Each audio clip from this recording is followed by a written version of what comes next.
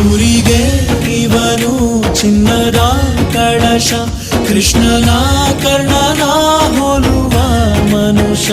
ಸೇನೆಯ ನಿಲ್ಲಿಸೋ ಧೈರ್ಯದ ರಭಸ, ಕಾಲಿಗೆ ಸೋಲುವ ಮಗುವ ಮನಸ.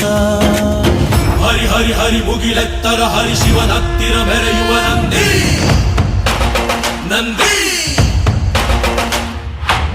ಢಮ ಢಮರುಗ ಬೆಚ್ಚಿಸುವ ಜಗ ಬೆಚ್ಚಿಸುವ ಪರಶಿವ ನಂದಿ ನಂದಿ.